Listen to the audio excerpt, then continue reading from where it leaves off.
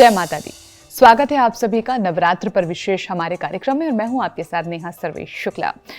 वो माँ भगवती जो सृष्टि के कण कण में व्याप्त हैं, जो मोह रूप में भी हैं, जो शक्ति रूप में हैं, जो हर व्यक्ति के अंदर विद्यमान हैं, आ गए हैं उनकी पूजा अर्चना के दिन। यूं तो माँ भगवती के लिए कोई दिन निश्चित नहीं है, लेकिन ऐसा माना जाता है कि इन 9 दिनों में माँ भगवती की अपरंपार कृपा बरसती है। इन कृपा को आप 9 दिनों में कैसे ग्रहण करें, यही जानकारी देंगे और हमारे साथ मौजूद हैं वैष्णवाचार्य धर्मेंद्र वत्स जी महाराज। महाराज श्री जय श्री हरि। जय श्री हरि। महाराज श्री, क्योंकि नवरात्र के पहले दिन से ही हमारे हिंदू नववर्ष की भी शुरुआत होती है, लोग व्रत रख रहे हैं। अब मुझे बताइए कि ये जो हम घट स्थापना करते हैं, कलश जो रखते हैं, इसका नवरात्र के साथ क्या कनेक्शन है और दूसरी बात मुहूर्त क्या रहेगा? कोई भी आध्यात्मिक अनुष्ठान, धार्मिक अनुष्ठान कोई भी जब आप करते हैं तो उसमें कलश की, वरुण भगवान की पूजा की आवश्यकता होती है और उसका किसी भी अनुष्ठान में महत्व है। जब माँ भगवती की आराधना 9 दिन तक हम करते हैं तो 5 तत्वों की पूजा का विधान है। जैसा कि रामचरितमानस में है, क्षतियल पावक गगन समीरा पंच रचित यह अधम शरीरा। संपूर्ण संसार 5 तत्वों से निर्मित होता है।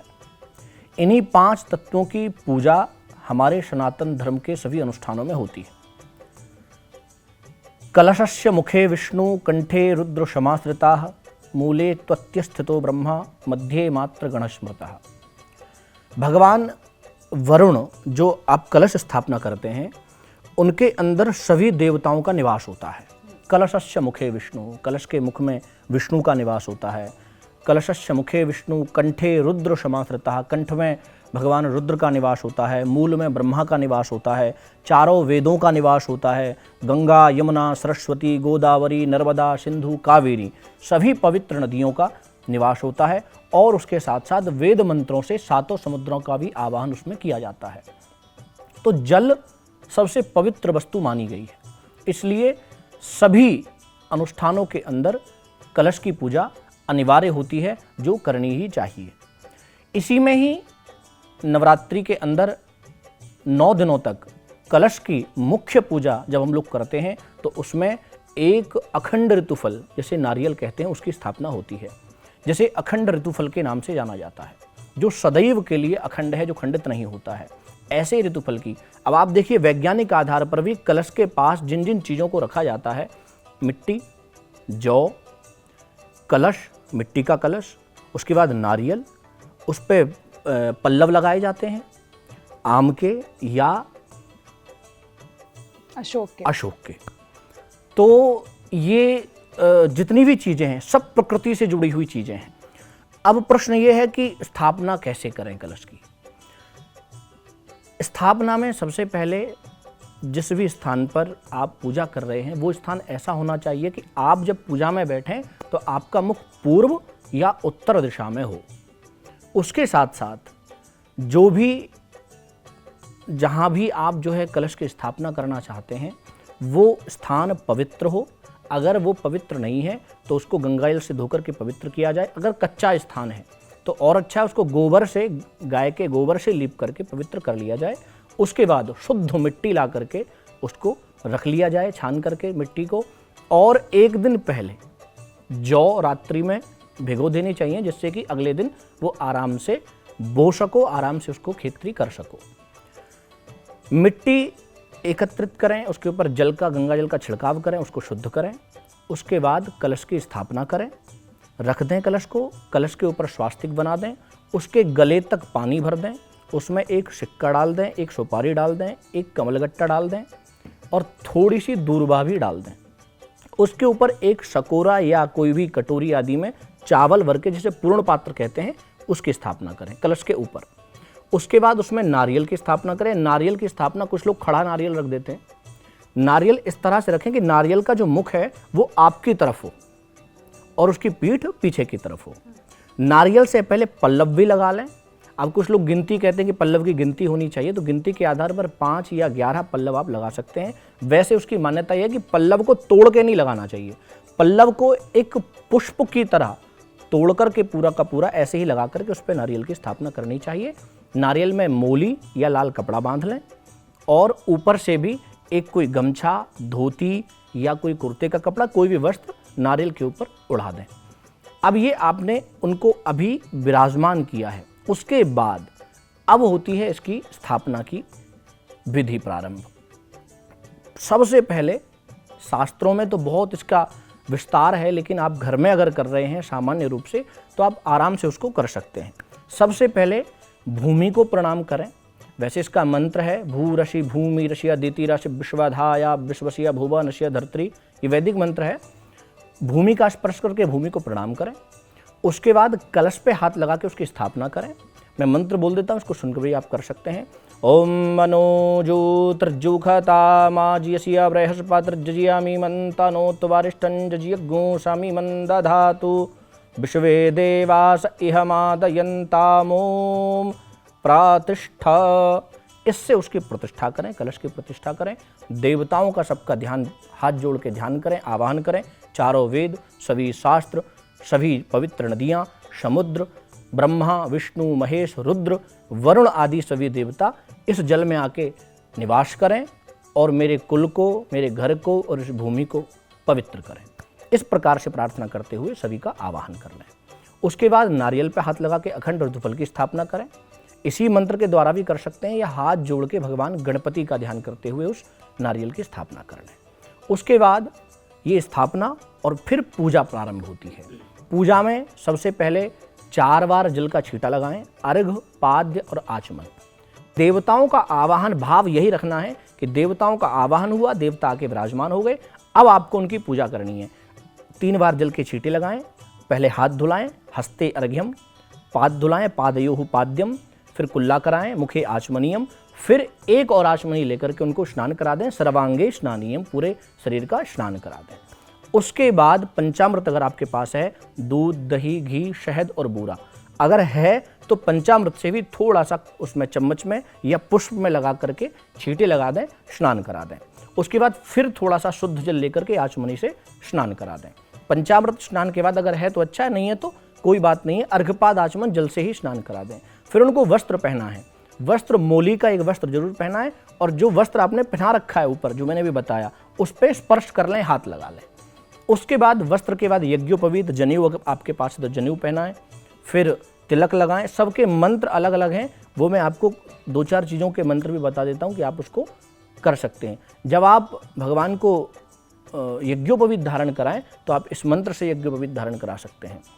ओम यज्ञोपवीतं परमं पवित्रं प्रजापतेर्यत् सहजं पुरस्तात् आयुष्यमुग्रं प्रतिमुञ्च शुभ्रं यज्ञोपवीतं बलमस्तु तेजः। इस मंत्र से यज्ञोपवीत धारण करा दें भगवान वरुण, भगवान कलश को। उसके बाद उनको तिलक लगाएं। गंधद्वारां दुराधर्षां नित्यपुष्टांकरेषणीं ईश्वरीं सर्वभूतानां तामिहोपहवये श्रियम्। इस मंत्र से तिलक लगा दें। फिर थोड़े से चावल अक्षत चढ़ा दें। अक्षत के बाद पुष्प या माला आपके पास है तो माला भी चढ़ा दें और इस मंत्र को बोलें। ओम माल्यादीनि सुगंधीनि मालित्यादीनि वै प्रभो मया घृतानि पुष्पाणि पूजार्थं प्रतिगृह्यताम्। इस लौकिक श्लोक से माल्यार्पण अर्पण कर दें, माला पहना दें।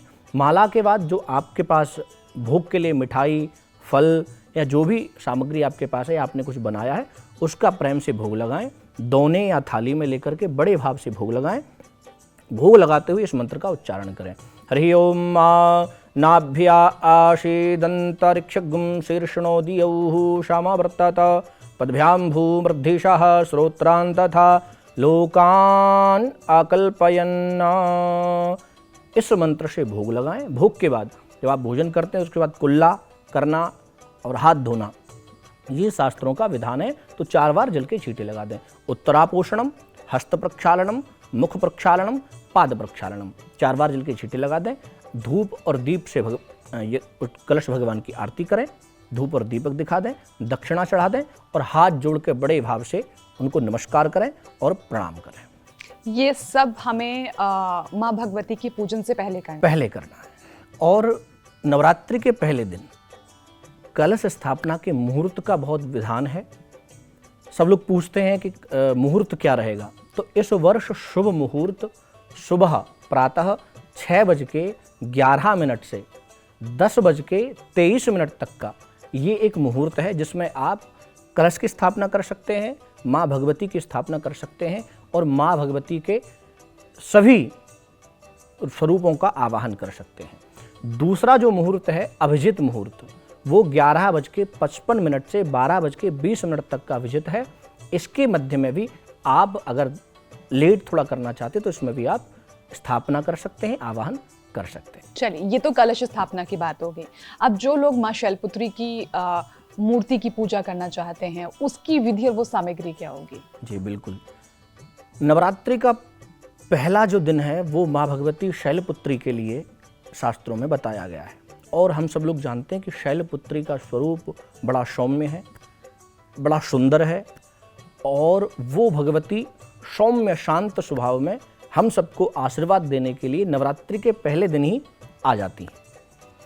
नवरात्रि की पूजा का विधान शास्त्रों में बहुत विस्तार से बताया गया है, लेकिन सामान्य जन जो गृहस्थ में हैं, नौकरी वाले हैं या सुबह घर से निकलने वाले जो लोग हैं, उनके लिए साधारण रूप से भी विधान शास्त्रों में बताया गया है।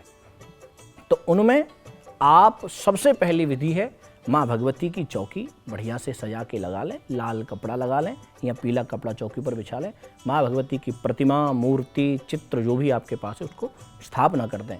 पवित्रता होकर के, मन को पवित्र करके, एकदम शुद्ध होकर के, शुद्ध चित्त होकर के माँ भगवती की आराधना में बैठ जाएं, क्योंकि माँ भगवती भाव की भूखी हैं। बैल पर सवार होकर ये साधना की देवी आपके द्वार पर आएं, उसके लिए माँ भगवती का आवाहन करें। बड़े भाव से हाथ में चावल फूल लेकर के माँ भगवती का आवाहन करें।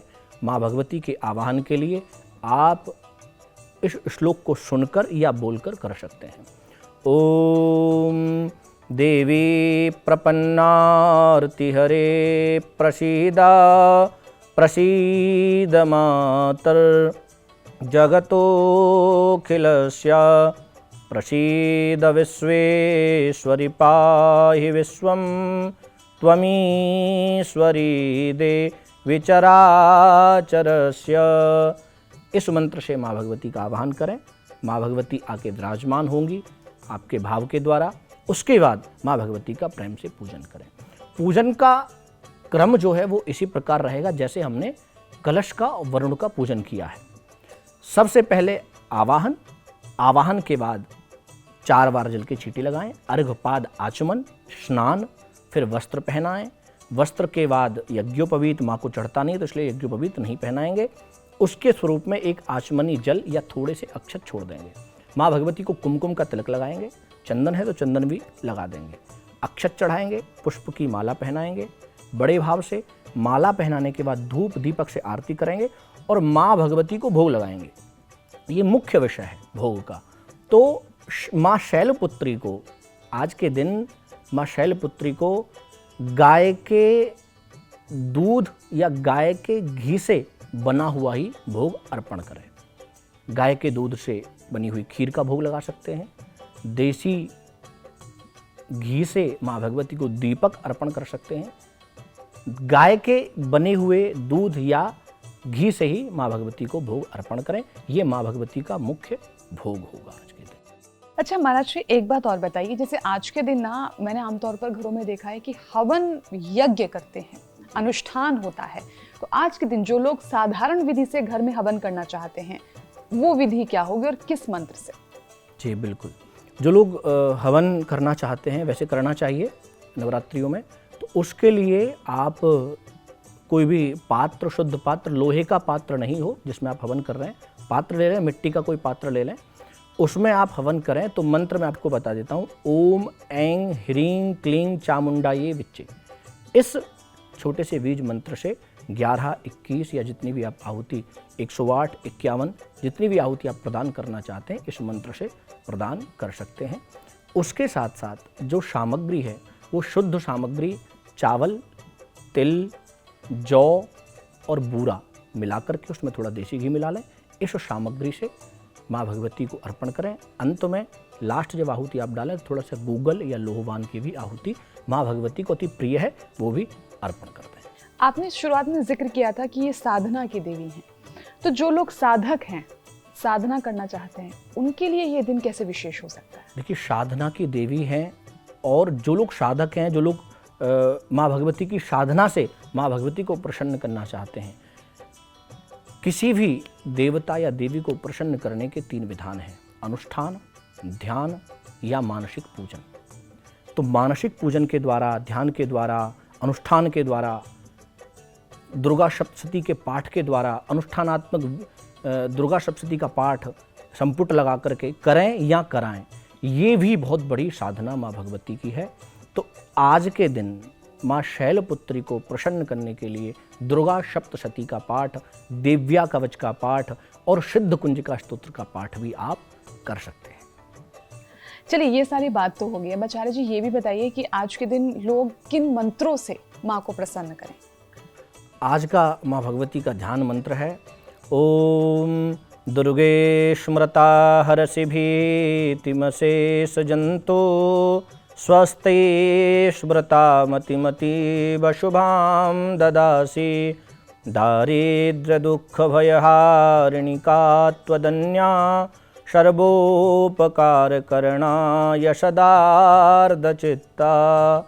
इस मंत्र से माँ भगवती का ध्यान, आराधन, पूजन कर सकते हैं। माँ भगवती प्रसन्न होकर आपको आशीर्वाद और आशीष प्रदान करें। चलिए, तो कलश स्थापना से लेकर माता की मूर्ति स्थापना से लेकर पूरा पूजा का विधि विधान, हवन आपको क्या करना है और मंत्र आपको कौन से जप करने, तमाम चीज़ें आपको बता दी गई हैं।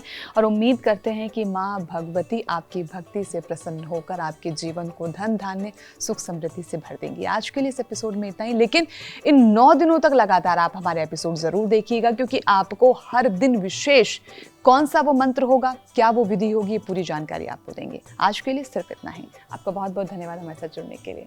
जय श्री हरि।